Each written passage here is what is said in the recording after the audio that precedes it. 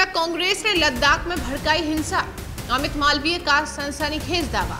नमस्कार, मैं हूं निकिता और आप देख रहे हैं खबर एक्सपर्ट। आज हम आपको बताने जा रहे हैं एक ऐसी घटना, एक ऐसी चीज जिसने पूरे देश को हिलाकर कर रख दिया है। भारत का ही एक हिस्सा जो शांत और खूबसूरत लद्दाख, जिसे हम अक्सर उसकी प्राकृतिक सुंदरता और बौद्ध संस्कृति के लिए जानते हैं, आज वो हिंसा की आग में झुलस चुका है। केंद्र शासित प्रदेश लद्दाख को पूर्ण राज्य का दर्जा देने की मांग को लेकर बुधवार को लेह में हुआ हिंसक प्रदर्शन सभी को झकझोर गया। ये केवल एक प्रदर्शन नहीं था, बल्कि एक त्रासदी थी। 4 लोगों की मौत, 70 से ज्यादा लोग घायल, छात्रों और सुरक्षा बलों के बीच झड़प, पत्थरबाजी, भाजपा कार्यालय और सीआरपीएफ की गाड़ियों में आगजनी। क्या यही वो लद्दाख है जिसे हम जानते हैं? स्थिति बिगड़ने के बाद प्रशासन को लेह में बिना अनुमति रैली और प्रदर्शन पर प्रतिबंध लगाना पड़ा, लेकिन तब तक बहुत देर हो चुकी थी। दरअसल ये छात्र जाने माने सामाजिक कार्यकर्ता सोनम वांगचुक के समर्थन में प्रदर्शन कर रहे थे। वांगचुक पिछले 15 दिनों से भूख हड़ताल पर हैं। बता दें कि अपनी मांगों को लेकर शांतिपूर्ण आंदोलन वो कर रहे थे, लेकिन ये शांतिपूर्ण आंदोलन बुधवार को हिंसा में बदल गया। विरोध प्रदर्शनकारियों ने बंद बुलाया था और इसी दौरान ये भयावह हिंसा भड़क उठी। इस दुखद घटना के बीच एक और सनसनीखेज दावा सामने आया। भाजपा के आईटी सेल प्रमुख अमित मालवीय ने अपने सोशल मीडिया हैंडल पर कुछ फोटो और वीडियो शेयर करते हुए कांग्रेस पर दंगा भड़काने का आरोप लगाया। अमित मालवीय के अनुसार लद्दाख में दंगा कर रहा ये व्यक्ति अपर ले अवार्ड का कांग्रेस पार्षद पासोंग स्ट्रिजेंट से पाग है।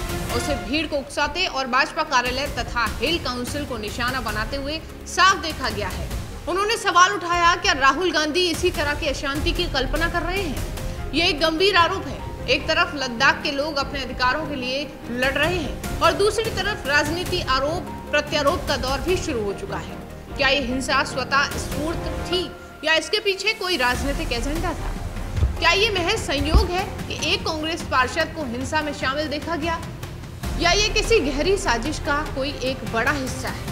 हिंसा के बाद सोनम वांगचुक ने अपना अनशन भी तोड़ दिया। उन्होंने कहा कि ये लद्दाख के लिए दुख का दिन है। हम 5 साल से शांति के रास्ते पर चल रहे थे, लेह से दिल्ली तक पैदल आए, लेकिन आज शांति का पैगाम असफल होता हुआ नजर आ रहा है। हिंसा, गोलीबारी और आगजनी हो रही है। ये बेवकूफियां बंद कर। उन्होंने युवाओं से अपील की और प्रदर्शन को रोकने की भी घोषणा की। डायरेक्टली कितना असर है नहीं पता, मगर कल के दिन में बहुत से लोगों ने बहुत नाराजगियां जताई इस बात पर कि जो देरी हुई और जो लोग अस्पताल में पहुंचे, उनमें से एक कांग्रेस के काउंसिलर भी थे, मगर उनका भड़ास ये था कि उनके ही गांव के ये दोनों लोग थे जो अस्पताल पहुंचे, उनके गांव के ही लोग थे, तो वो बहुत गुस्से में बोल रहे थे।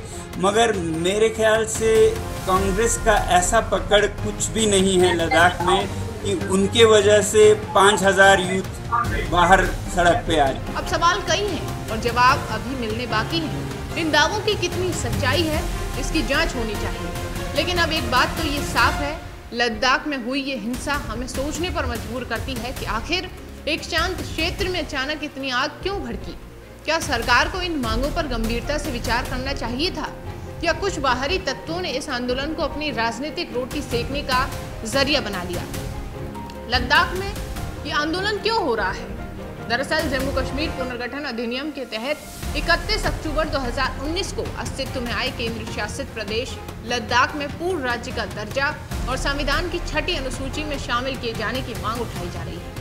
लद्दाख के लिए अलग से राज्य लोक सेवा आयोग स्थापित करने और लोकसभा में लद्दाख के लिए 2 सीटें सुनिश्चित करने की भी मांग की जा रही है। बता दें कि लेह की लेह एपेक्स बॉडी और कारगिल की कारगिल डेमोक्रेटिक अलायंस इस विषय पर आंदोलन करते हुए नजर आ रहे हैं। दोनों संगठनों की संयुक्त समिति इस मुद्दे पर केंद्र से भी बात कर रही है। इस पूरे मामले पर जो भी नए अपडेट्स आएंगे, हम आपको लगातार पहुंचाते रहेंगे।